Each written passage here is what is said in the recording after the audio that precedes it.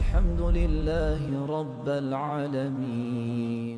ابو ہریرہ فرماتے ہیں من تودع فاحسن الوضوء، جس نے اچھے انداز سے وضو کیا، ثم اتى الجمعۃ، پھر وہ جمعہ کی نماز کے لیے آ گیا، استمع وحدث، پھر وہ خاموش رہا اور اس نے جمعہ کی بات کو سنا، غفر له ما بینہ وبین الجمعۃ، اللہ تعالیٰ اس کے اور پچھلے جمعہ کے درمیان کے گناہوں کو معاف کر دیتے ہیں، وزیادۃ ثلاثۃ ایام، اور اگر اس نے زیادہ ادب کا خیال رکھا تو 7 دن کی بجائے 10 دن کے گناہوں کو معاف کر دیے جاتے ہیں، 3 دن اور بڑھا دیے۔ تو آپ دیکھیے اللہ رب العزت کتنے مہربان ہیں کہ بندے کے گناہوں کو معاف کرنے کے لیے تلے ہوئے ہیں۔ جب جمعہ کی نماز ادا کر لی، اب بھاگنے والی بات نہیں، جمعہ کے بعد بھی تھوڑی دیر بیٹھیں اور اللہ کا ذکر کریں۔ چنانچہ حدیث پاک میں ہے کہ من قال بعد ما یقضی الجمعۃ، جس نے جمعہ پڑھنے کے بعد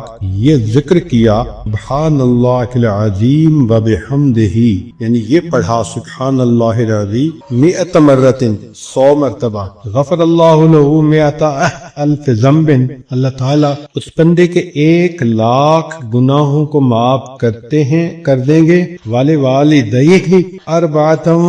24,000 ذنب، اور ماں باپ کے بھی 24,000 گناہ معاف ہو جائیں گے۔ ذرا غور کیجئے کہ جمعہ کے بعد یہ بندہ بیٹھ کے ذکر کر رہا ہے، کتنا ثواب کیوں مل رہا ہے؟ اس کی لاجک یہ کہ ایک تو جمعہ کے بعد سب کو بھاگی دوڑی پڑی ہوتی ہے، رش ہو جاتا ہے جوتے نکالنے میں اور پہننے میں اور گاڑیاں نکالنے میں، تو اگر زیادہ رش ہو تو لوگوں کی تکلیف کا باعث ہوتا ہے۔ تو شریعت نے پسند کیا کہ جمعہ کے فوراً بعد بھاگنے کی بجائے اگر کچھ لوگ بیٹھ کے ذکر کریں تو وہ دوسروں کو اپنی تکلیف سے بچائیں گے۔ اس وجہ سے 1,00,000 گناہ معاف اور والدین کے 24,000 گناہ معاف۔ سبحان اللہ، سبحان اللہ، اللہ تعالیٰ کی کتنی مہربانی ہے۔ تو جمعہ کی نماز پڑھ کے بھی انسان اللہ رب العزت کی اس طرح سے جو ہے وہ ذکر کر سکتا ہے اور اپنے گناہوں کو معاف کروا سکتا ہے۔ ایک حدیث پاک میں ہے، عائشہ رضی اللہ تعالی عنہا نے روایت کیا کہ نبی اسلام نے فرمایا، من قرأ بعد صلاۃ الجمعۃ، جس شخص نے نماز جمعہ کے بعد یہ 3 سورتیں پڑھیں، قل هو اللہ احد، قل اعوذ برب الفلق، قل اعوذ برب الناس 7 مرات، 7 مرتبہ، اعاذہ اللہ بہا من السوء الی الجمعۃ الاخری، تو اللہ تعالیٰ آنے والے جمعہ تک گناہوں سے اس بندے کی حفاظت فرمائے۔ اب ذرا غور کیجئے کہ پچھلے گناہ بھی معاف، اور اگر جمعہ کے بعد 7 مرتبہ یہ 3 سورتیں پڑھ لیں تو اللہ تعالیٰ آئندہ جمعہ تک بھی انسان کے گناہوں سے اس کی حفاظت فرمائے۔ یہ کتنا بڑا اجر ہے جو اللہ رب العزت کی طرف سے اس بندے کو ملتا ہے۔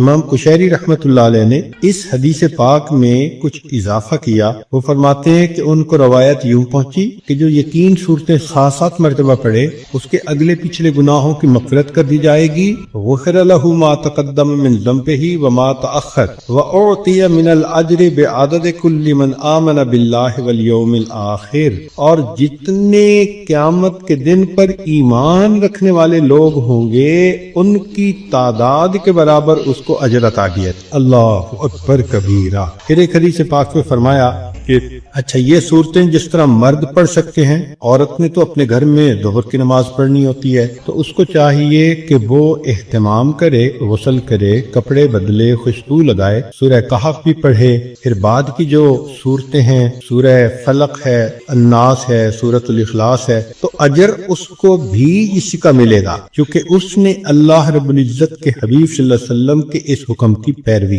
البتہ جمعہ کی نماز کے بعد مردوں کو چاہیے کہ اگر وقت ہو اپنے موتا کی طرف جائیں قبرستان میں اور ان کے لیے ایصال ثواب کریں۔ اس کے 2 فائدے ہیں، ایک فائدہ تو یہ کہ جن کو ایصال ثواب کیا جائے گا ان کے اوپر سے عذاب کم ہوگا یا ان کے درجات بڑھیں گے اور خوشی کا باعث ہوں گے، اور دوسرا یہ کہ آدمی کو قبر دیکھ کر اپنی بھی آخرت کی طرف دھیان جائے گا۔ ہم لوگ اپنے مرنے کو بھول جاتے ہیں اور ہمیں اتنا ہی پتا ہوتا ہے کہ ہم نے اس دنیا میں مکان بنانا ہے اور چمکانا ہے اور یہ بھول جاتے ہیں کہ ایک 2 گز زمین کا ٹکڑا چھوٹا سا تیرا گھر ہے، ایک خاموش کالونی میں بھی ہمارا پلاٹ ہے، وہاں کے گھر بنایا جائے گا اتنا چھوٹا کہ انسان لیٹے گا تو اٹھ کے بیٹھ نہیں سکے گا، وہاں نہ بجلی ہوگی نہ کچھ ہوگا۔ حدیث پاک میں فرمایا گیا کہ قبر میں سب سے زیادہ نفع دینے والا عمل اللہ کا ذکر ہوتا ہے۔ اب اللہ کا ذکر ہم جتنا کریں گے تو قبر میں روشنی ہوگی، قبر جنت کا باغ بنے گی۔ تو جمعہ کے دن اس چیز کو پسند کیا گیا کہ انسان قبرستان میں جائے اور قبرستان کو دیکھے، قبروں کو دیکھے اور اپنے بھی انجام کو یاد کرے۔ تو فرمایا من زار قبر والدیہ او احدہما، جس نے ماں باپ کے قبروں کی زیارت کی یا کسی ایک کی ان میں سے جمعہ کے بعد، غفر لہ وکتب بارن، اللہ تعالیٰ اس کی مغفرت کر دیتے ہیں اور اس کا نام فرما برداروں کی فہرست میں لکھ دیتے ہیں کہ یہ بندہ اپنے ماں باپ کا بھی فرما بردار اور یہ بندہ اپنے رب کا بھی فرما بردار۔ اب ذرا غور کیجئے کہ جب اللہ رب العزت کی عنایت اتنی عام ہے تو ہمیں چاہیے کہ ہم جمعہ کے دن ان اعمال کی پابندی کریں اور اللہ تعالیٰ کی طرف سے دی ہوئی ان برکتوں کو سمیٹیں۔ چند وہ دعائیں جو صبح و شام کی ہیں، عام طور پر روزانہ پڑھ سکتے ہیں آدمی، اور ان کے پڑھنے سے نام اعمال کے شروع میں اور نام اعمال کے اخیر میں نیکی لکھی جا سکتی ہے۔ وہ دعائیں بھی سن لیں۔ ابو ہریرہ رضی اللہ عنہ نے روایت کی، اس کو امام نسائی نے اور ابن حبان نے اس کو روایت کیا کہ ابو ہریرہ رضی اللہ عنہ فرماتے ہیں کہ نبی علیہ الصلوۃ والسلام نے فرمایا کہ جب بندہ سونے کے لیے اپنے بستر پر آئے اور یہ دعا پڑھے، لا الہ الا اللہ وحدہ لا شریک لہ لہ الملک ولہ الحمد وہو علی کل شیء قدیر ولا حول ولا قوۃ الا باللہ العلی العظیم سبحان اللہ والحمد للہ غفرت لہ ذنوبہ او خطایاہ۔ اس دعا کے پڑھنے سے اس بندے کے گناہ اور خطائیں معاف کر دی جاتی ہیں۔ وَإِن كَانَتْ مِثْلَ زَبَدِ الْبَحْرِ، وفی روایہ وَلَوْ كَانَتْ أَكْثَرَ مِنْ زَبَدِ الْبَحْرِ، اگرچہ اس کے گناہ سمندر کی جھاگ کے برابر کیوں نہ ہوں، اور ایک روایت میں ہے کہ سمندر کی جھاگ سے بھی زیادہ ہوں گے پھر بھی اس کے گناہ معاف کر دیے جائیں گے۔ تو اب اس دعا کو پڑھنا زندگی کا معمول بنا لیں۔ اس قدر آسان ہے اللہ رب العزت کی نعمتوں کو لینا۔ چنانچہ ایک دوسرا عمل بھی ہے، وہ بھی لیٹتے وقت کیا جاتا ہے، یک نہ شد دو شد، ایک نہیں بلکہ دو عمل۔ چنانچہ ابو سعید خدری رضی اللہ تعالیٰ عنہ روایت کرتے ہیں، کنز المال میں یہ حدیث مبارکہ ہے کہ جب کوئی بندہ لیٹنے کے لیے اپنے بستر پہ آئے اور پڑھے استغفر اللہ الذی لا الہ الا هو الحی القیوم واتوب الیہ 3 مرات، 3 مرتبہ یہ پڑھ لے، غفرت لہ ذنوبہ، اس کے گناہ معاف ہو جاتے ہیں۔ وَإِن كَانَتْ مِثْلَ زَبَدِ الْبَحْرِ، اگرچہ وہ سمندر کی جھاگ کے برابر ہوں۔ وَإِن كَانَتْ عَدَدَ وَرَقِ الشَّجَرِ، اگرچہ ساری دنیا کے درختوں کے پتوں کے برابر ہوں۔ وَإِن كَانَتْ عَدَدَ رَمْلٍ عَالِجٍ، اگرچہ ساری دنیا کی ریت کے ذرات کے برابر کیوں نہ ہوں، اللہ سب کو معاف فرما دے۔ اللہ اکبر کبیرہ، وہ کتنا کریم پروردگار ہے کہ جس نے اپنے بندوں کو بخشنے کے لیے کیا کیا آسانیاں پیدا کر دی کہ 3 مرتبہ یہ استغفار پڑھ کر انسان کے سارے گناہ معاف ہونے کی بشارتیں۔ اور اب ہمیں احساس ہوگا کہ ہم کتنے نالائق ہیں اور کتنے بے وقوف ہیں کہ زندگی کا اتنا عرصہ ان دعاؤں کو پڑھے بغیر ہم نے گزار دیا۔ unparalleled loss، بہت بڑا نقصان کر لیا۔ ہمیں واقعی اس پہ بہت شرمندہ ہونا چاہیے اللہ کے سامنے اور بہت افسوس کرنا چاہیے، اور آئندہ اس چیز کی امپورٹنس کو دل میں بٹھا کے ان اعمال کو باقاعدگی سے کرنے کا اہتمام کرنا چاہیے۔ اچھا، یہ دعائیں تو 2 ایسی تھیں کہ لیٹتے وقت بندے نے پڑھ لی، تو اس کا مطلب یہ کہ جو صفحہ زندگی ہوگا اس کے آخر پر اچھائی لکھی ہوئی ہوگی۔ اب جب انسان کی آنکھ کھلتی ہے تو زندگی کے صفحے کی ابتدا ہوتی ہے، اس وقت کی بھی دعائیں بتائی گئیں۔ چنانچہ نبی علیہ الصلوۃ والسلام نے ارشاد فرمایا کہ جو بندہ بیدار ہو اور بیدار ہوتے وقت وہ یہ پڑھے لا الہ الا اللہ وحدہ لا شریک لہ، لا الہ الا اللہ وحدہ لا شریک لہ، لہ الملک ولہ الحمد وہو علی کل شیء قدیر، الحمد للہ وسبحان اللہ ولا الہ الا اللہ واللہ اکبر ولا حول ولا قوۃ الا باللہ، ثم قال اللہم اغفر لی۔ یعنی جو بندہ صبح اٹھے اور یہ دعا پڑھے اور اس کے بعد کہے اللہم اغفر لی، اللہ میری مغفرت فرما دے، تو اللہ رب العزت اس پر اس بندے کی مغفرت فرما دیتے ہیں۔ بلکہ اس کے بعد فَإِن تَوَضَّأَ ثُمَّ صَلَّى قُبِلَتْ صَلَاتُهُ، اس دعا کے پڑھنے کی یہ خوبی یہ بھی ہے کہ اگر اس کے بعد اس نے وضو کیا اور فجر کی نماز پڑھی تو اللہ اس کی نماز کو بھی قبول فرما لے۔ تو دیکھیں نام اعمال کے شروع میں بھی آپ نیکیاں لکھوا سکتی ہیں، اور عجیب مزے کی بات کہ درمیان میں بھی، نیند کے درمیان میں جب بندہ کروٹ لیتا ہے تو کئی مرتبہ آنکھ کھلتی ہے، تو جب آنکھ کھلتی ہے تو اس وقت بھی کچھ پڑھنے کے الفاظ ہیں، اگر ان الفاظ کو پڑھ لیں تو اس پر بھی اللہ رب العزت کی طرف سے مغفرت، اللہ رب العزت کی طرف سے اس پر بھی بندے کے گناہ معاف ہوتے ہیں۔ اب کروٹیں بدلتے ہوئے آنکھ کا کھلنا یہ تو معمول کی بات ہے، کتنی مرتبہ انسان سردی کے موسم میں کمبل ٹھیک کرتا ہے، رضائی ٹھیک کرتا ہے، اپنی کروٹ بدلتا ہے، ایک طرف سے دوسری طرف ہوتا ہے، تو کروٹ بدلتے ہوئے دعا کرنا، سبحان اللہ۔ عبداللہ بن عمر رضی اللہ عنہ نے اس کو روایت کیا کہ جو بندہ قال ہی نہ یتحرک من اللیل، کہ جو بندہ رات کو سویا ہوا کروٹ بدلے اور 10 مرتبہ کہہ دے بسم اللہ و سبحان اللہ و آمنت باللہ و کفرت بالطاغوت، تو ان کے پڑھنے سے اللہ رب العزت اس کے گناہوں کو بھی معاف فرمائیں گے اور ہر اس چیز سے محفوظ فرمائیں گے جس کا خوف اس کے دل میں ہو۔ ذرا توجہ کیجئے گا، یہ بہت بڑی نعمت ہے مشکل کام کہ نیند ہوتی ہے تو اس وقت تو بندہ چاہتا ہے کہ بس میٹھی نیند لے لیں اور دوبارہ آنکھ لگ جائے۔ انسانی زندگی ہوا میں رکھے ہوئے چراغ کی مانند ہے، جس طرح ہوا میں رکھا ہوا چراغ ایک جھونکے کا محتاج ہوتا ہے، انسانی زندگی بھی ایک پل کی محتاج ہوتی ہے۔ زندگی کیا ہے تھرکتا ہوا ننھا سا دیا، ایک ہی جھونکا جسے آ کے بجھا دیتا ہے، یا سرے مجھگاں غم کا تھرکتا ہوا آنسو پلک چھپکنا جسے مٹی میں ملا دیتا۔ اس لیے کسی نے یہ کہا زندگی انسان کی ہے مانند مرغ بے نوا، شاخ پر کچھ دیر بیٹھا چہچہایا اڑ گیا، کہ جس طرح ایک پرندہ کسی شاخ پر آ کر بیٹھتا ہے، تھوڑی دیر چہچہاتا ہے اور چلا جاتا ہے،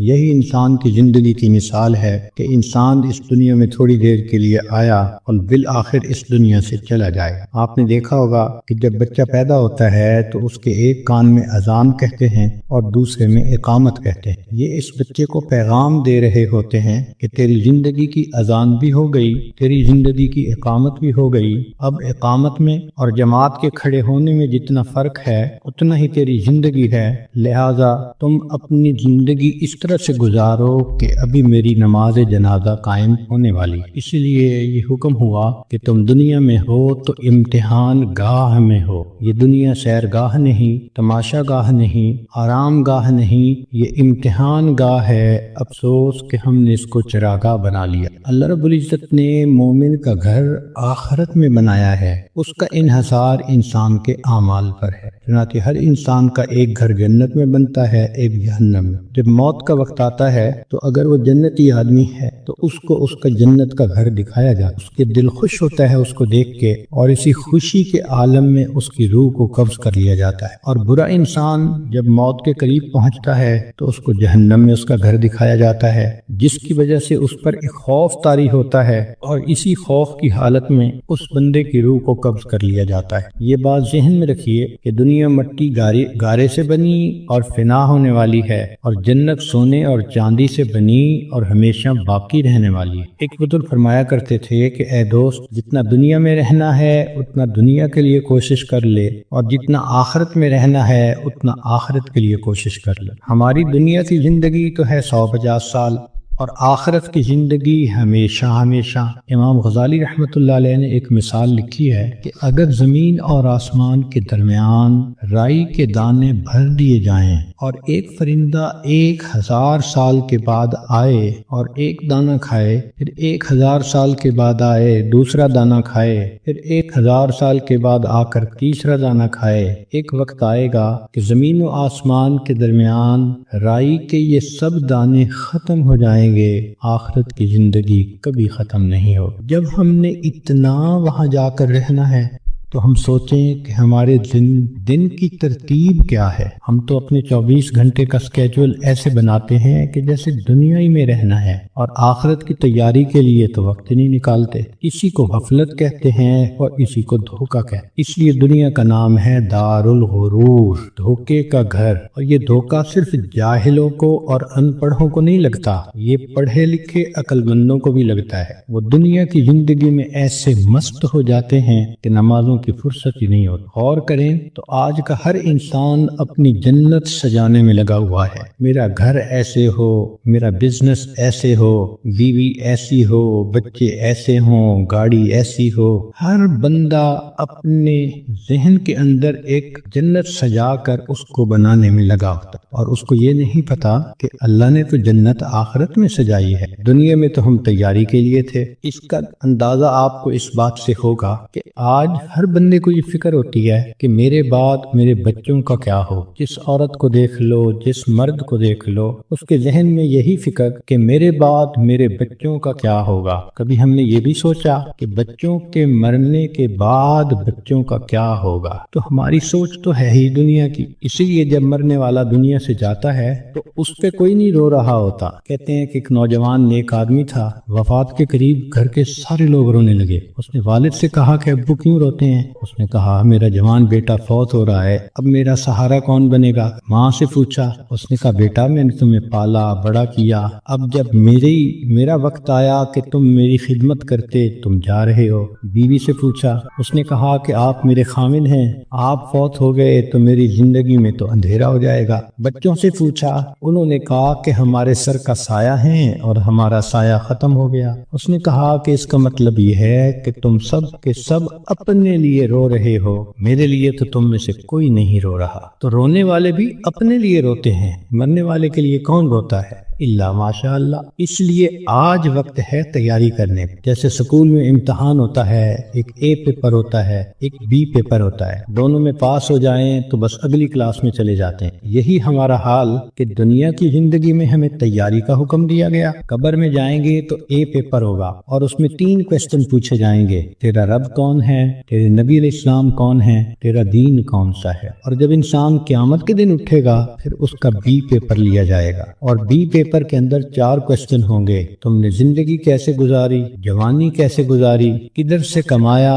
کہاں پہ خرچ کیا، اور تم نے اپنے علم پہ کتنا عمل کی۔ جو اے پیپر بی پیپر دونوں میں کامیاب، اس کو اللہ رب العزت پھر جنت کا گھر عطا فرما دیں۔ مگر اس کا یہ مقصد نہیں کہ جی ہمیں تو ان سخت سوالوں کے جوابات کا پتہ ہے تو ہم موت کے وقت جواب دے لیں گے، ایسا نہیں ہوگا۔ جیسے زندگی گزری ہوگی ویسا انسان قبر میں جواب دے سکے گا۔ جس نے دنیا میں نمازیں نہ پڑھی، جو بے پردہ پھرتی رہی، جس نے غیبت کی، لوگوں کے دل دکھائے، اللہ کی بندیوں کے لیے جو وبال جان بن کر پھرتی رہی، جب یہ قبر میں جائے گی تو یہ نہیں کہہ سکے گی کہ میرا دین اسلام ہے، اس کا تو طرز زندگی ہی اور تھا، تو اسلام کا نام کیسے لے سکے گی؟ جو بے پردہ پھرتی ہے وہ کیسے کہہ سکے گی کہ میں نبی علیہ الصلوۃ والسلام کو اپنا نبی مانتی، ان کی تعلیمات کو اپنایا نہیں، ان کی سنتوں کی دھیان نہیں دیا، تو کیسے جواب دے سکے؟ تو اس لیے کتنے لوگ ہوتے ہیں جو موت کے وقت کلمہ پڑھنا چاہتے ہیں پڑھ نہیں پاتے۔ چنانچہ ایک ڈاکٹر ہیں، ڈاکٹر نور محمد صاحب ملتان کے ہیں،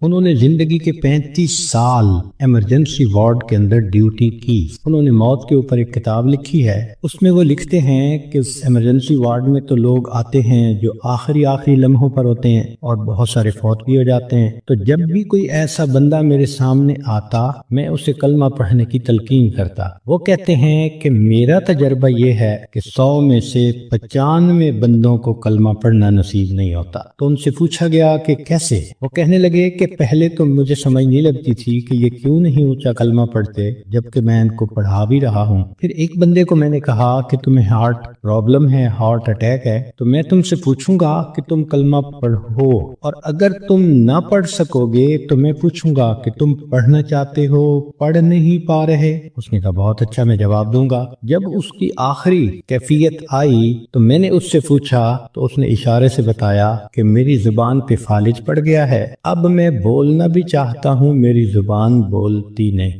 آج اللہ نے زبان کا کنٹرول ہمیں دیا، ہم چاہیں تو ایک دن میں ہزاروں دفعہ کلمہ پڑھ سکتے، لیکن جس عورت نے جیتے جاگتے کلمہ پڑھا ہی نہ، دن گزر گئے، ہفتے گزر گئے، مہینے گزر گئے، زبان پہ کلمے کا ورد جاری ہی نہیں ہوتا، دنیا کی باتیں، دنیا کے فیشن، تو موت کے وقت اچانک کلمہ کیسے جاری ہو جائے گا؟ اس لیے اس سے پہلے کہ لوگ ہمیں کلمہ پڑھائیں، ہم اپنے اختیار سے کلمہ پڑھنے کی مشق کر لیں۔ تو دنیا کی زندگی میں ہم آئے ہیں آخرت کی تیاری کرنے۔ ہماری مثال ایسی ہے کہ جیسے ایک آدمی کا ویزا لگ چکا ہو اور وہ بورڈنگ پاس لے کر لاؤنج کے اندر پہنچ گیا ہو اور اپنی فلائٹ کے اناؤنس ہونے کا انتظار کر رہا ہو۔ ہم نے دیکھا کہ لاؤنج میں لوگ بیٹھے ہوتے ہیں، ایک فلائٹ اناؤنس ہوتی ہے، کچھ اٹھ کے چلے جاتے ہیں، پھر دوسری اناؤنس ہوتی ہے اور اٹھ کے چلے جاتے ہیں، نئے آتے رہتے ہیں اور یہ اٹھ کے جاتے رہتے ہیں۔ بالکل زندگی کا یہی معاملہ، نئے بچے پیدا ہوتے رہتے ہیں اور جو پہلے سے موجود ہیں وہ اس دنیا سے رخصت ہوتے رہتے ہیں۔ ہم سب کا موت کا ویزا لگ چکا، ہم لاؤنج میں ہیں، کب ہماری فلائٹ ہے یہ بھی ہمیں پتہ نہیں۔ نبی علیہ الصلوۃ والسلام نے ارشاد فرمایا، میری امت کی عمریں بین 70 و 60، 60 اور 70 کے درمیان ہوں گی، یعنی ایسا بھی ہوگا کہ کسی کی عمر 100 سال یا اس سے زیادہ، اور ایسا بھی ہوگا کہ کوئی پیدا ہوتے ہی بچہ مر جائے گا۔ تو جب اوسط نکالیں گے تو گراس ایوریج اس امت کی 60 سے 70 سال بنے۔ اب جن لوگوں کی زندگی ہے ہی 60 سے 70 سال، تو جو عورتیں 40 سے اوپر پہنچ گئیں وہ اپنی زندگی کے ظہر اثر کا وقت گزار رہی، اور ظہر اثر کے بعد پھر مغرب ہوتے ہوئے دیر نہیں لگا کر۔ ہم نے خود تجربہ کیا ہے، کئی کام اکٹھے ہوتے ہیں تو سوچتے ہیں کہ ہم چھٹی کے دن کریں گے، اور چھٹی کے دن جب صبح ہوتی ہے تو دل میں بڑا مان ہوتا ہے، لمبا دن پڑا ہے کوئی بات، لیکن کام کرتے کرتے جب ظہر گزر جاتی ہے تو پھر بندے کو پینک کنڈیشن ہونی شروع ہو جاتی ہے۔ وہی بندہ جو تسلی میں تھا کہ لمبا دن پڑا ہے، اب ہاتھ پاؤں پھول رہے ہوتے ہیں اور وہ کہتا ہے جی دن تو نکل گیا، جلدی سے کام سمیٹو۔ تو جو 40-50 سے اوپر کی زندگی گزار رہی ہیں، اب وہ ظہر عصر کے وقت میں پہنچ گئیں، مغرب ہونے میں دیر نہیں لگا۔ اس لیے بہتر ہے کہ ہم موت سے پہلے موت کی تیاری کر لیں۔ اللہ رب العزت چاہتے ہیں تو بندے کو ڈاکٹر کے قدموں میں موت دے دیتے، اور اگر چاہتے ہیں تو بندے کے نام مردوں کی فہرست سے نکلوا دیتے۔ ہمارے ایک ڈاکٹر صاحب دوست تھے، وہ ایک ہاسپٹل کے ڈائریکٹر تھے، بڑے تھے، 300 بیڈ کا ہاسپٹل تھا۔ تو کہنے لگے کہ ایک مرتبہ میرے پاس لسٹ آئی ان مریضوں کی جو فوت ہو گئے، تو روزانہ میں سائن کرتا تھا تو وہ ڈیڈ باڈیز وارثوں کے حوالے کر دی جاتی تھی۔ تو میں سائن کرنے لگا تو میرے ذہن میں خیال آیا کہ میں ذرا ان کے چہرے تو دیکھ لوں۔ کہنے لگا میں نے چہرے جو دیکھے تو ایک بوڑھا آدمی تھا، ایسے ہی میرے ذہن میں گیا کہ کہیں اس کو فٹ کا دورہ تو نہیں پڑا، تو میں نے ٹیکا منگوایا اور انجیکشن اس کو لگا دیا۔ اللہ کی شان، وہ اٹھ کے بیٹھ گیا، مردوں کی فہرست میں اس کا نام لکھا جا چکا ہے۔ اللہ تعالیٰ چاہتے ہیں تو فہرست سے نام نکلوا دیتے۔ اور ایک اور ڈاکٹر صاحب کے بارے میں ہم جانتے ہیں کہ وہ اتنے ہارٹ اسپیشلسٹ ہیں کہ ملک کے صدر وزیر اعظم کے وہ ہارٹ اسپیشلسٹ ہوتے ہیں، VVIPs کے ہارٹ اسپیشلسٹ۔ ایک نوجوان آیا اور آ کے اس نے ان سے چیک اپ کروایا، تو ڈاکٹر صاحب نے پورا چیک اپ کرنے کے بعد ان کو کہا کہ your heart is functioning as good as that of a young man, کہ تمہارا دل تو ایک نوجوان بندے کے دل کی طرح ٹھیک ٹھیک کام کر رہا ہے۔ اس نوجوان نے ان سے اپنی فائل پکڑی اور پیچھے مڑ کر جو قدم اٹھایا وہیں اس کو ہارٹ اٹیک ہوا اور ڈاکٹر کی آنکھوں کے سامنے اس کی جان نکل۔ اللہ تعالیٰ چاہتا ہے تو ڈاکٹر کے قدموں میں جان دے دیتا، موت دے دیتا ہے، اور اللہ تعالیٰ چاہتا ہے تو مردوں کی فہرست فہرست سے بندے کا نام نکلوا دیتا۔ اور کئی مرتبہ انسان موت سے بھاگ کے جا رہا ہوتا ہے اور حقیقت میں موت کے قریب ہو رہا ہوتا ہے۔ چنانچہ سلیمان علیہ السلام کا دربار ہے، ایک شخص داخل ہوا اور اس نے وہاں بیٹھے ہوئے کسی آدمی کو بڑے غور سے دیکھا، تو جس بندے کو غور سے دیکھا اس پہ بہت خوف طاری ہوا، اٹھ کے سلیمان علیہ السلام کے پاس آیا، حضرت مجھ پہ بہت خوف ہے اس شخص کا جس نے مجھے غور سے دیکھا، آپ پلیز ہوا کو حکم دیں مجھے دور فلاں جزیرے کے اندر پہنچا دے۔ تو سلیمان علیہ السلام نے ہوا کو حکم دیا، اتنے میں آپ نے اس بندے کو بلایا جس نے گھور کے دیکھا تھا، پوچھا کبھی کون ہو؟ اس نے جواب دیا جی ملک الموت۔ تم اسے گھور کے کیوں دیکھ رہے تھے؟ تو کہنے لگے کہ میں اس لیے اس کو غور سے دیکھ رہا تھا کہ اس کی روح تو میں نے فلاں جزیرے کے اندر نکالنی ہے اور یہ آپ کے دربار میں یہاں بیٹھا ہوا ہے۔ تو سلیمان علیہ السلام نے بتلایا کہ اس نے مجھ سے خود ریکویسٹ کی کہ مجھے فلاں جزیرے میں پہنچا دے۔ ملک الموت نے کہا السلام علیکم، میں بھی اسی جزیرے میں جا رہا ہوں اس کی روح کو قبض کرنے کے لیے۔ بنی اسرائیل کے 5-6 آدمی سفر پہ 7 آدمی سفر پہ جا رہے تھے، اچانک بارش شروع ہو گئی، بجلی چمکنے لگی، اتنی خوفناک بجلی چمک رہی تھی کہ ان کو یہ خیال ہوا کہ آج یہ ہم میں سے کسی نہ کسی کو لے کے جائے گی۔ وہ ایک غار کے اندر چھپ گئے، مگر بارش بھی نہ تھمتی تھی اور بجلی چمکنا بھی نہ رکتی تھی۔ تو انہوں نے فیصلہ کیا کہ بھئی ایسے کرو، ایک ایک کر کے باہر نکلو، جس کو بجلی نے جلانا ہوگا وہ جلا دے گی تو باقی تو سکون کا سفر کر سکیں گے۔ چنانچہ ایک نکلا، بجلی چمکی مگر اس کو جلایا نہیں، وہ واپس آ گیا۔ پھر دوسرا نکلا، خیریت سے واپس آ گیا، تیسرا نکلا، چوتھا نکلا، 6 نکلے اور 6 کے 6 کو بجلی نے نہیں جلایا، ایک باقی رہ گیا۔ سب کہنے لگے کہ تو منحوس ہے، بدبخت ہے، تیری وجہ سے یہ ساری مصیبت آئی ہوئی ہے، نکل باہر۔ اس نے کہا میں نہیں نکلتا۔ سب زور لگا رہے ہیں، کہہ رہے ہیں، لڑ رہے ہیں کہ نکل باہر، وہ کہتے نہیں نکلتا۔ وہ ایسا وہاں پر جمع کہ اس نے کہا جو مرضی کر لو، میں غار سے باہر نہیں نکلوں گا۔ تو کچھ دیر کے بعد ان کے ذہن میں خیال آیا کہ اگر یہ باہر نہیں نکلتا تو ہم تو سب ایک ایک کر کے نکل چکے، چلو ہم نکلتے ہیں اور ہم سفر پہ چلتے ہیں، یہ اندر ہی رہے۔ جیسے ہی وہ 6 کے 6 باہر نکلے، بجلی چمکی اور 6 کے 6 کو موت آ۔ اب یہ سب دھکیل رہے تھے 7ویں کو اور ان کو یہ نہیں پتا تھا کہ موت کا وقت تو ہمارا قریب آ چکا۔ کہتے ہیں کہ 2 چور کسی گھر میں آئے چوری کرنے کی نیت سے، تو ایک بڑھیا اور بوڑھا کمرے میں سوئے ہوئے تھے۔ انہوں نے ان دونوں کو رسیوں سے باندھ دیا چارپائیوں کے ساتھ اور دونوں کی چارپائیاں اٹھا کر صحن میں رکھ دی، منہ پہ ٹیپ لگا دی تاکہ ہم کمرے میں تسلی کے ساتھ سامان کو کھولیں گے اور قیمتی سامان کو لے جائیں گے۔ جیسے میاں بیوی کی چارپائیاں انہوں نے صحن میں رکھی، یہ کمرے کے اندر گئے کہ ہم چوری کرتے ہیں، اچانک کمرے کی چھت گری اور یہ دونوں چور دب کر مر گئے۔ محلے والے آ گئے، شور ہوا تھا۔ اب وہ حیران کہ میاں بیوی تو رسیوں سے بندھے ہوئے ہیں۔ ان سے پوچھا بھئی تمہیں باہر کس نے نکالا؟ ہمیں تو پتہ نہیں، ہم تو اندر سوئے ہوئے تھے۔ ان کو کھولا گیا، جب ملبہ ہٹایا گیا تو اس کے اندر 2 چوروں کی لاشیں دبی ہوئی تھیں۔ پتہ چلا کہ چور ان کو نکال رہے تھے کہ ہم چوری کریں گے اور ان کو یہ نہیں پتا تھا کہ ہم اپنی موت کا خود انتظام اپنے ہاتھوں سے کر رہے۔ تو انسان کئی مرتبہ موت سے دور بھاگتا ہے اور حقیقت میں وہ موت کے قریب سے قریب تر ہو رہا ہو۔ اس لیے ہمیں چاہیے کہ ہم موت کی تیاری کریں۔ مہلت ہر ایک کو ملی ہے، کسی کو کم کسی کو زیادہ۔ اس مہلت سے جو فائدہ اٹھائیں وہ خوش نصیب انسان۔ اس دنیا میں آپ کو اللہ کا منکر تو مل جائے گا، رسالت کا منکر بھی مل جائے گا، دین کا منکر بھی مل جائے گا۔ اس دنیا میں آپ کو موت کا منکر کوئی نہیں مل۔ دہریے سے دہریہ بھی ہوگا تو یہ مانے گا کہ ایک دن مجھے موت آنی ہے۔ جب موت آنی ہی ہے تو کیوں نہ انسان اس کے لیے تیاری کر لے۔ اور موت کی تیاری یہ نہیں کہ انسان جاگنگ کرے اور ویٹ لفٹنگ کرے اور ایکسرسائز کرے، نہیں۔ موت کی تیاری یہ ہے کہ انسان اپنے پچھلے گناہوں سے توبہ کر لے، آئندہ نیکوکاری کی زندگی گزارنے کا ارادہ کر لے اور جو لوگوں کے حقوق اس پر ہیں ان سے معافی مانگ لے۔ ہم نے دیکھا کہ بسا اوقات جو بندہ بیمار ہوتا ہے اس کے ساتھ اوپر والے ظلم کرتے ہیں۔ ظلم کا کیا مطلب؟ کہ اس کو حقیقت نہیں بتاتے کہ بیماری کتنی ہے، تسلی دیتے رہتے ہیں اور وہ جھوٹی تسلی ہوتی ہے۔ ابو ٹھیک ہو جائیں گے، امی ٹھیک ہو جائیں گے، اور وہ سمجھتے ہیں کہ ہم بڑا نیکی کا کام کر رہے ہیں۔ وہ جی بتائیں گے تو ابو کو شوق لگے گا، بھائی شوق تو ان کو لگے گا جب اچانک موت آ جائے گی۔ یہ بہتر نہیں کہ ان کو پہلے سے انفارم کر دیا جائے کہ جی بیماری خطرناک ہے، زندگی کا پتہ نہیں، وہ کلمہ پڑھ لیں، ابو تیاری کریے۔ اوپر والے ظلم کرتے ہیں بندے کے ساتھ۔ چنانچہ ایک مرتبہ میں اپنا واقعہ آپ کو سناتا ہوں۔ ایک صاحب تھے جو سیکٹری لیول کے تھے، بہت لکھے پڑھے اور بڑی ان کی تنخواہ اور گاڑیاں اور ٹیلنٹڈ انسان۔ ان کی ریٹائرمنٹ ہوئی تو وہ بیمار ہوئے تو ہاسپٹل میں تھے۔ گھر آئے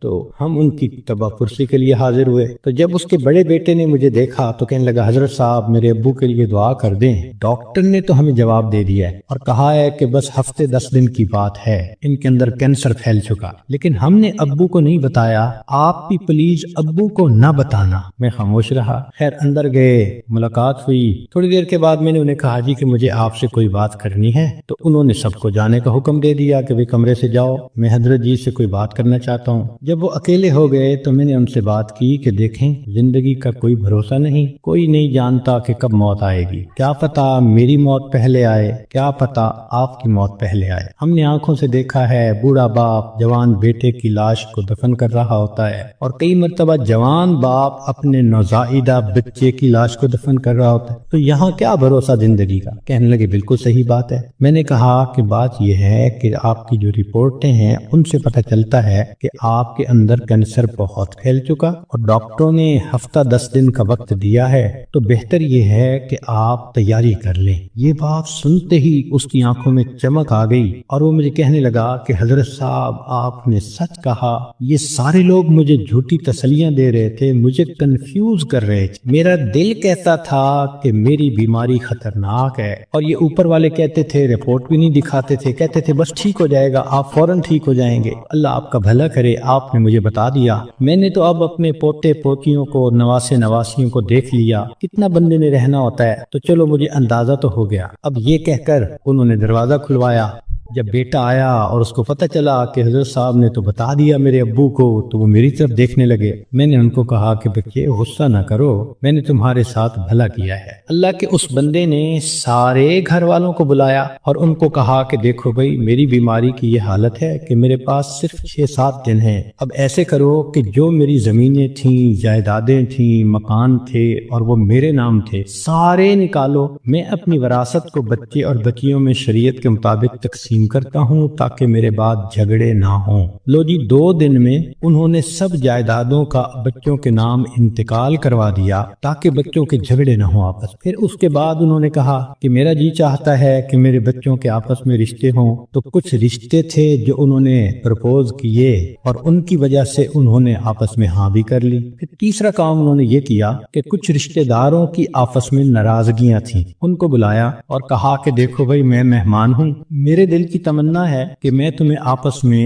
ایک دوسرے سے سلو کرتا ہوا دیکھوں۔ چنانچہ 15-20 سال سے جو ایک دوسرے سے رشتہ دار نہیں بولتے تھے، گھر آنا جانا نہیں تھا، انہوں نے ان سب میں سلو کروا دی۔ پوری برادری اتنی خوش تھی ان تمام باتوں پہ کہ جی اس بندے نے اتنا اچھا کام کر دیا، یہ ہماری برادری کا بڑا تھا، سب میں جوڑ پیدا کر دیا۔ پھر اللہ کی شان 1 ہفتے کے بعد اس کو موت آ گئی۔ اب اس کا بیٹا جب کبھی ملتا ہے کہتا ہے حضرت جو احسان آپ نے ہم پہ کیا ہم اس کا بدلہ نہیں چکا سکتے۔ تو کیا ضرورت ہے بیمار آدمی سے چھپانے کی جبکہ اس کی بیماری اتنی خطرناک سٹیج تک پہنچ چکی ہو؟ ہم مسلمان ہیں، یقین ہے کہ ہم نے جانا ہے، تو اس بندے کو غفلت میں موت آئی اور وہ کلمہ بھی نہ پڑھ سکا تو پھر اس کو دکھ ہوگا نا، بتانے سے تو دکھ نہیں ہوتا۔ تو اس لیے شریعت نے کہا کہ جب کسی کو موت آنے لگے تو اس کو کلمے کی تلقین کیا کرو۔ ہم نے یہ دیکھا ہے کہ ادھر بندے کے آخری لمحہ ہوتا ہے اور ادھر بیوی جو ہے آگے بڑھتی ہے اور بیٹی کو کرتی ہے،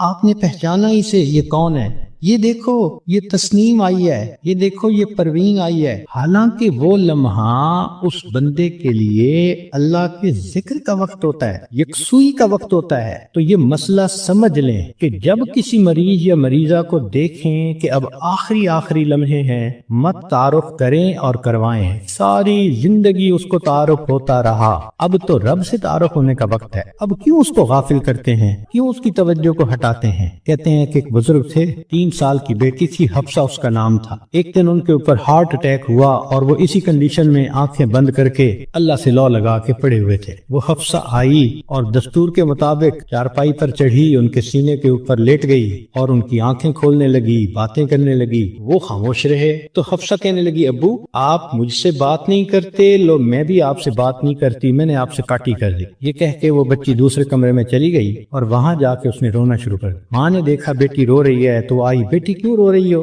اس نے کہا ابو مجھ سے نہیں بولتے، میں ابو سے نہیں بولتی۔ تو ماں اپنی بیٹی کو اٹھا کے لائی اور ان کے پاس آ کر کہنے لگی، دیکھیں نا آپ حفصہ سے نہیں بول رہے، یہ آپ سے ناراض ہو گئی ہے، آپ حفصہ کو منا لیں۔ تو جب اس نے یہ بات کہی نا کہ آپ حفصہ کو منا لیں، تو ان بزرگوں نے آنکھ کھولی، فرمانے لگے کون سی حفصہ اور کیسی حفصہ، ہم نے تو اپنے یار کو منا لیا، لا الہ الا اللہ محمد الرسول، اور ان کی روح پرواز کر گئی۔ تو آخری وقت میں تو یہ حفصاؤں کو پیچھے رکھیں، اس کو کلمہ یاد دلائیں، اس کا آخری لمحہ ہوتا ہے۔ زندگی میں تھوڑی محبتیں اس نے دکھائیں اور محبتیں کی، آخری وقت میں تو بندے پہ ظلم ہو رہا ہوتا ہے کہ اس کی توجہ اللہ کی طرف سے ہٹا کے دنیا کی طرف لگا رہے ہوتے۔ تو یہ ذہن میں رکھیں کہ جب کسی کو دیکھیں کہ اب آخری لمحہ ہے تو بس کلمہ پڑھیں اس کے سامنے، ذرا مناسب آواز سے لا الہ الا اللہ پڑھیں تاکہ اس کو کلمہ یاد آ جائے اور اللہ اس کو پڑھنے کی توفیق عطا فرمائے۔ اور یہ بھی ذہن میں رکھیں کہ ایک غلطی اور بھی ہوتی ہے کہ جب کسی کا آخری وقت قریب آتا ہے نا، اللہ ان ڈاکٹروں کو ہدایت دے،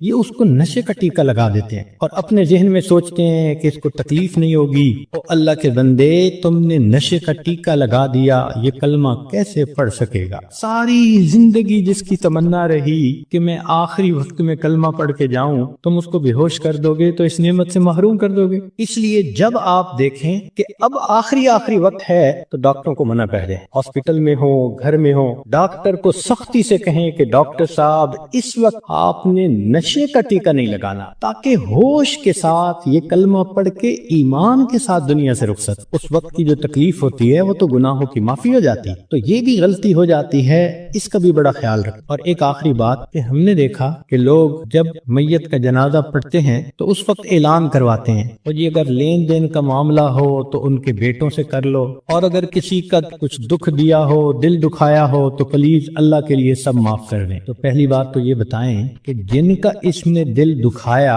کیا وہ اس کا جنازہ پڑھنے آئے ہوں گے؟ اور دوسری بات کہ اگر اس نے رشتہ دار عورتوں کا دل دکھایا تو عورتیں تو ویسے ہی جنازہ پڑھنے نہیں آتی۔ تو موت کے بعد اعلان کروانے کا اتنا فائدہ نہیں، لطف اور مزہ تو یہ ہے کہ زندگی میں یہ معافی مانگے۔ کم لوگ ہوتے ہیں جو اپنی زندگی میں لوگوں سے معافی مانگ لیتے۔ ہمارے ایک بزرگ تھے، سفید ریش ہو گئے تھے، ان کی ایک خوبصورت عادت تھی، وہ جس کسی سے ملتے تو الوداع ہوتے ہوئے فرماتے، آپ کے تو میرے اوپر بہت حقوق ہیں، میں کمزور ہوں، ادا نہیں کر سکا، آپ مجھے اللہ کے لیے معاف کر۔ شریعت کہتی ہے کہ جب کہنے والے نے یہ کہا اور سننے والے نے آگے سے مسکرا دیا تو بس اس نے گویا معاف کر دیا۔ وہ ہر کسی سے معافی مانگتے تھے، بڑے سے بھی، چھوٹے سے بھی، ہر کسی سے۔ تو مرد بھی اس عادت کو اپنائیں، عورتیں بھی اس عادت کو اپنائیں۔ بیوی خامن سے معافی مانگ لے، خامن بیوی سے معافی مانگ لے، بچے آپس میں ایک دوسرے سے معافی مانگ لیں۔ یہ معافی مانگنے کی عادت اچھی عادت، اس میں کوئی شان گھٹ نہیں رہی ہوتی کہ بندہ کہہ دے جی مجھ سے تو بہت کوتاہیاں ہوئیں اور اگر آپ ہرٹ ہوئے پلیز آپ مجھے معاف کر دیں۔ بلکہ بعض تو بچیوں کو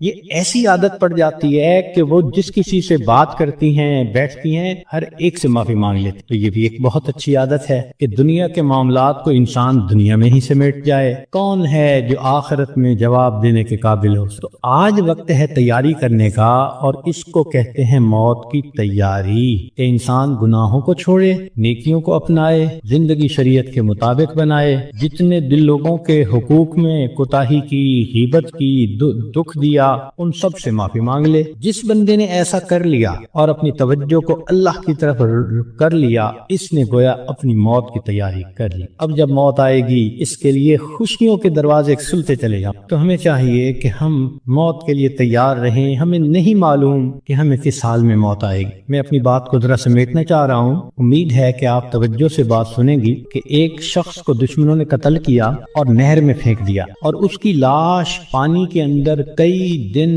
ڈوبی رہی۔ جب وہ اوپر آئی سطح پر تو اتنی پھول گئی تھی کہ بندے کی پہچان ممکن ہی نہیں تھی، شکل ہی بدل گئی۔ پولیس والوں کو پتا چلا، انہوں نے آ کے لاش نکالی اور جب دیکھا کہ پہچان ہی نہیں ہوتی تو انہوں نے قریبی بستی والوں کو بلایا اور کہا کہ بھئی اس کو نہلا دو، کفنا دو، مسلمان تو ہے۔ چنانچہ امام صاحب نے کہا کہ جی میں نہلا تو دوں گا، میرے پاس کفن کے پیسے تو نہیں ہیں، مجھے کفن کے پیسے دے دو۔ ایک بندے نے کہا کہ جی اعلان کر دو۔ ذرا سنیں، مسجد میں اعلان ہوا، بھائی لاوارث ناش ہے، کفن خریدنا ہے، چندہ لاؤ۔ کوئی روپیہ لایا، کوئی 2 لایا، کوئی 5 لایا۔ آدھے گھنٹے تک اعلان ہوتا رہا کہ لاوارث لاش ہے، کفن خریدنا ہے۔ آدھے گھنٹے کے بعد پھر جا کر پیسے پورے ہوئے، کفن خریدا گیا، اس کو نہلایا گیا، کفنا دیا گیا، جنازہ پڑھایا گیا۔ جنازہ پڑھتے ہوئے ایک آدمی کی آنکھ میں بھی آنسو نہیں تھے، اس لیے کہ کوئی جانتا ہی نہیں تھا یہ کون ہے۔ جب اس کو دفن کیا گیا تو 3 مہینے کے بعد کیس کی حقیقت کھلی، تب پتہ چلا کہ وہ سرگودا کے علاقے کا ایک ذمہ دار تھا۔ 4 مربع اس کے باغات تھے، کروڑوں کی سالانہ آمدنی تھی، کوئی 6 کروڑ روپیہ اس کے بینک بیلنس کے طور پہ موجود تھا اور اس کے 4 جوان العمر بیٹے تھے۔ اس لینڈ لارڈ نے کبھی سوچا بھی نہیں ہوگا کہ میں کروڑوں پتی بندھا جب دنیا سے جانے لگوں گا تو چندے کا کفن لے کے جاؤں گا۔ اس کو کہتے ہیں وارث مان نہ کری وارثاں دا، رب بے وارثا کر مار دے، کہ وارث تم اپنے وارثوں کا مان نہ کرنا، اللہ بندے کو لاوارث کر کے مار دیتے۔ ہمیں کیا پتا کہ سال میں موت آئے گی، آج وقت ہے اس موت کی تیاری کرنے۔ اس لیے امام غزالی رحمۃ اللہ علیہ فرماتے ہیں، اے دوست تجھے کیا معلوم کہ بازار میں وہ کپڑا پہنچ چکا ہو جسے تیرا کفن بننا ہے، ہم نہیں جانتے کب ہمارا کفن بازار میں آ جائے گا۔ لوگ یعنی شادی اور بیاہ میں مشغول ہوتے ہیں اور ان کو نہیں پتا ہوتا ان کے کفن کا کپڑا پہنچ چکا ہو۔ اس لیے چاہیے کہ ہم موت کی تیاری کریں، نیکی کریں، جھوٹ کی زندگی سے بچیں، سچ کی زندگی کو اختیار کریں، نبی علیہ السلام کی ایک ایک سنت کو اپنائیں تاکہ موت کے لیے ہم بھی تیار رہیں۔ کیا معلوم کب جانا پڑ جائے۔ ہمارا حال تو وہی ہے کہ بارات پہنچ گئی تھی اور لڑکی والے لڑکی کے کان سلوانے گئے ہوئے تھے کہ جی ہم نے کانوں میں بالیاں ڈالنی ہیں۔ جیسے اس لڑکی والوں کو شرمندگی ہوئی، وہی حال ہمارا ہے کہ ملک الموت پہنچ جائیں گے اور ہم نے ابھی تیاری ہی نہیں کی ہوگی۔ ہم نے کتنی بار آنکھوں سے دیکھا جوان العمر بیٹا چارپائی کے اوپر لیٹا ہوا ہوتا ہے، ماں آگے بڑھتی ہے، بیٹے تجھے کیا ہوا، مجھے بتاؤ تو صحیح۔ بیٹا خاموش ہوتا ہے، ماں رو کر کہتی ہے، بیٹے تم تو میری ہر بات پہ لبیک کہا کرتے تھے، تم میرے اتنے فرما بردار بیٹے تھے، کیا ہوا؟ بیٹا اپنی اماں سے نہیں روٹھا کرتے، نہیں خفا ہوتے، بتاؤ تمہیں کیا ہوا؟ بچہ خاموش ہوتا ہے، بالآخر بیوی آگے بڑھتی ہے، میرے سرتاج، میرے ہمراز، مجھے تو بتائیے کیا ہوا؟ اگر آپ میری کسی بات پہ خفا ہیں میں آپ سے سوری کر لیتی ہوں، معافی مانگ لیتی ہوں، مجھے بتائیں کیا ہوا؟ نوجوان خاموش ہوتا ہے، بہن آگے بڑھتی ہے، میرے ویر مجھے بتائیں تو صحیح کیا ہوا؟ خاموش ہوتا ہے، بہن کہتی ہے کہ مجھے بتائیں، میں ابھی ڈاکٹر کو بلواتی ہوں، مگر جوان کوئی جواب نہیں دیتا۔ بیٹی آگے بڑھتی ہے، ابو مجھے بتائیں تو صحیح کیا ہوا؟ ابو میں آپ کی بیٹی ہوں، میں آپ کی خدمت کے لیے 24 گھنٹے حاضر ہوں، کچھ کھانا ہے یا پینا ہے مجھے بتائیے، کوئی کام ہے مجھے بتا دیجئے، ابو مجھے بتائیں تو صحیح کیا ہوا؟ باپ خاموش ہوتا ہے، بیٹی روتی رہ جاتی ہے، ماں پھر آگے بڑھتی ہے، بیٹے میں نے کال کر دی ہے، ابھی ڈاکٹر کو بلواؤں گی، تمہارا علاج کرواؤں گی۔ بیٹا خاموش ہوتا ہے، اسی خاموشی کی حالت میں ماں دیکھتی ہے، آنکھیں کھلی رہ گئی، روح نکل گئی، وہ اپنے کانپتے ہاتھوں کے ساتھ جوان بیٹے کی آنکھوں کو انگوٹھے رکھ دیتی ہے۔ اس ماں نے کبھی سوچا بھی نہ تھا میں بڑھاپے میں جوان بیٹے کی آنکھیں بند کروں گی۔ جب بچے کی روح نکل جاتی ہے، سب رو رہے ہوتے ہیں، کہنا شروع کر دیتے ہیں، میت کو فلاں کپڑے میں رکھ دو، تھوڑی دیر پہلے یہ کسی کا باپ تھا، یہ نوجوان کسی کا بیٹا تھا، کسی کا بھائی تھا، کسی کا خاوند تھا، اب کیا ہوا؟ سب نے اس کو میت میت کہنا شروع کر دیا تو جواب ملے گا اصلی انسان تو چلا گیا، یہ اس کا جسم باقی ہے، اس کو بھی ہم اس کے اصلی گھر پہنچائیں گے۔ چنانچہ اس کو نہلا دیا جاتا ہے، کفنا دیا جاتا ہے اور جنازے کا اعلان کر دیا جاتا ہے۔ کو لینے کے لیے کئی رشتہ دار کمرے کے اندر آ جاتے ہیں، بھئی تم کیوں آئے ہو؟ ہم اس کو اس کے اصلی گھر پہنچانے کے لیے۔ بھئی یہ گھر بھی تو اسی کا تھا، اسی نے پلاٹ خریدا، اسی نے نقشے بنوائے، اسی نے کمرہ بنوایا، اسی نے یہ مکان بنوایا، ماربل لگوایا، کہاں کہاں سے فرنیچر ڈھونڈا، کہاں کہاں سے بجلی کی فٹنگ خرید کے لایا، ابھی تو دیواریں بھی میلی نہیں ہوئی، تم اس کو لینے آ گئے ہو۔ سب کہیں گے یہ تو عارضی گھر تھا، اصلی گھر تو آگے ہے، 2 گز زمین کا ٹکڑا، چھوٹا سا تیرا گھر ہے۔ سب اس کو کندھوں پہ اٹھا لیتے ہیں، رشتہ دار جمع ہیں، سب قبرستان تک پہنچ جاتے ہیں، جنازہ پڑھتے ہیں، پھر قبر میں اتارنے کا وقت آتا ہے۔ شریعت کا یہ حکم ہے کہ جو قریب ترین رشتہ دار ہو وہ قبر میں اتارے۔ ہم نے اپنی آنکھوں سے یہ منظر دیکھے، جوان بیٹے کو باپ قبر میں اتار رہا ہوتا ہے، بھائی کو بھائی قبر میں اتار رہا ہوتا ہے۔ اللہ کی شان، یہ تو شریعت کی مہربانی ہے، اس نے عورتوں کو منع کر دیا کہ تم جنازے میں اور قبرستان میں مت جاؤ۔ اگر کبھی عورتوں کو بھی حکم ہوتا کہ تم جاؤ اور اپنے بیٹے کو دفن کر کے آؤ، مجھے تو لگتا ہے کتنی مائیں ہوتی جو جوان بیٹے کے ساتھ خود بھی دفن ہونا پسند کرتی۔ کیسی عجیب اللہ تعالیٰ نے مردوں کو ہمت دی ہوتی ہے۔ جوان بیٹے کو جس کے جسم پہ کبھی میلا کپڑا بھی باپ برداشت نہیں کرتا تھا، آج اس کو زمین پہ لٹا دیتا ہے، اپنے ہاتھوں سے مٹی ڈال دیتا ہے، بھائی مٹی ڈالتے ہیں، دوست مٹی ڈالتے ہیں، منو مٹی کے نیچے اس کو دبا کے اللہ کے حوالے کر کے آ جاتے ہیں۔ جب اللہ کے حوالے ہونا ہی ہے، اے انسان تو اپنے آپ کو آج اللہ کے حوالے کر دے۔ اللہ میں اپنے آپ کو آپ کے حوالے کرتی ہوں، جو آپ کا حکم ہوگا میں اس پہ چلوں گی، جو گناہ ہوگا میں اس سے بچوں گی۔ آج حوالے کریں گے تو اس کا فائدہ ہوگا۔ چنانچہ انسان کو بالآخر اللہ کے حضور جانا ہی ہے۔ حضرت علی عنہ فرمایا کرتے تھے، موت کی تکلیف کینچیوں سے کتر دینے سے زیادہ سخت ہوتی ہے، موت کی تکلیف دیگ میں بھون دینے سے زیادہ سخت ہوتی ہے۔ اگر موت کی تکلیف کا اندازہ لگانا ہو تو آپ عورتوں کو تو بہت آسانی سے لگ سکتا ہے۔ کئی مرتبہ آگ پہ کھانا بناتے ہوئے آپ کی انگلی جلی ہوگی، کتنے دن اس کی تکلیف رہتی ہے۔ کیوں کہ جہاں سے انگلی جلی وہاں کے گوشت سے روح سمٹ کر باقی جسم کے اندر آ گئی۔ اگر اتنی تھوڑی سی جگہ سے روح سمٹ گئی، اتنی تکلیف ہے۔ جب پورے جسم سے روح سمیٹ لی جائے گی، اس وقت تکلیف کیا ہوگی، ذرا اس کو یاد کر لیجئے۔ آج وقت ہے ہم اس کی تیاری کر لیں، پھر موت کے وقت تکلیف ایسی نہیں ہوگی۔ چنانچہ حدیث پاک میں آتا ہے، جب مومن کی موت کا وقت آتا ہے، اللہ تعالیٰ ملک الموت کو بھیجتے ہیں، جنت کے فرشتوں کو بھی بھیجتے ہیں، وہ جنت کی خوشبوؤں کے رومال بھی لے کے آتے ہیں اور اس بندے کے سینے پہ خوشبوؤں والا رومال رکھ دیتے ہیں۔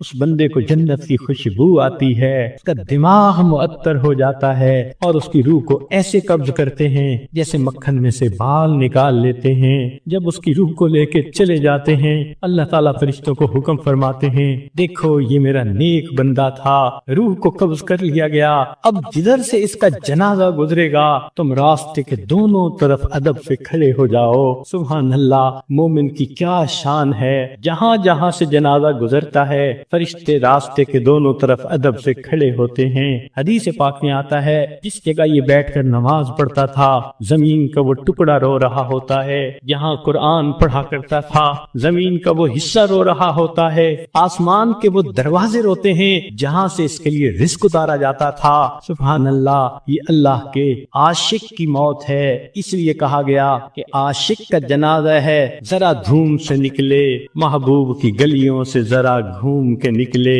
یہ عاشق کا جنازہ جا رہا ہے، پھر اس کو جب دفن کیا جاتا ہے، حدیث پاک میں آتا ہے، اللہ تعالیٰ فرشتوں کو فرماتے ہیں، یہ میرا بندہ دنیا سے تھکا ماندہ آیا ہے، جاؤ اور اس کو جا کر کہہ دو، نم کنومت العروس، دلہن کی نیند سو جا۔ فرشتہ آ کے خوشخبری دے دیتا ہے، تم دلہن کی نیند سو جاؤ۔ یہاں محدثین نے نکتہ لکھا، یہ کیوں نہ کہا میٹھی نیند سو جاؤ، آرام کی نیند سو جاؤ، گہری نیند سو جاؤ، یہ کیوں کہا کہ دلہن کی نیند سو جاؤ؟ تو اس کا جواب انہوں نے یہ دیا کہ دلہن جب پہلی رات اپنے کمرے میں جا کر سوتی ہے تو وہی جگاتا ہے جو اس کا خاوند، اس کا محبوب ہوتا ہے۔ یہ مومن آج قبر میں دلہن کی نیند سو رہا ہے، کل قیامت کا دن جب ہوگا اس کو وہی جگائے گا جو اس کا محبوب حقیقی ہوگا۔ چنانچہ مومن قبر سے اٹھے گا، آواز آئے گی یا ایتھا النفس المطمئنہ ارجعی الی ربک راضیۃ مرضیہ فادخلی فی عبادی وادخلی جنتی. مومن کی آنکھ کھلے گی، اللہ تعالیٰ مسکرا کر اس کا استقبال کریں گے. یہ کیسا خوش نصیب انسان ہے کہ جس نے اچھی زندگی گزاری، آج یہ دنیا سے آخرت کی طرف کامیاب ہو کر چلا گیا. اللہ تعالیٰ ہمیں بھی ایسی کامیابی والی زندگی گزارنے کی توفیق عطا فرمائے. وآخر دعوانا ان الحمد للہ رب العالمین. کچھ مستورات کی طرف سے یہ پیغام تھا. توبہ طائب ہونا چاہتی ہیں، بیعت کرنا چاہتی ہیں تو دل میں یہ نیت کر لیجئے کہ ہم زندگی کے پچھلے سب گناہوں سے سچی پکی توبہ کر رہی ہیں اور آئندہ نیکوکاری کی زندگی گزارنے کا دل میں ارادہ کر رہی ہیں. جیسی نیت ہوتی ہے ویسی مراد مل جاتی ہے. نیت کیجئے اللہ ہمیں آئندہ سچی اور سچی زندگی گزارنے کی توفیق عطا فرما. الحمدللہ وکفا وسلام علی عبادہ الذین اصطفیٰ. اما بعد، یہ کلمات جو میں پڑھوں گا پیچھے پیچھے پڑھتی جائیے. بسم اللہ الرحمن الرحیم. لا الہ الا اللہ محمد الرسول اللہ. آمنت باللہ وملائکتہ وکتبہ ورسلہ والیوم الآخر والقدر خیرہ وشرہ من اللہ تعالی والبعث بعد الموت. آمنت باللہ کما ہوا باسمائہ وصفاتہ وقبلت جمیع احکامہ اقرار باللسان وتصدیق بالقلب. اشہد ان لا الہ الا اللہ واشہد ان محمدا عبدہ ورسولہ. استغفر اللہ ربی من کل ذنب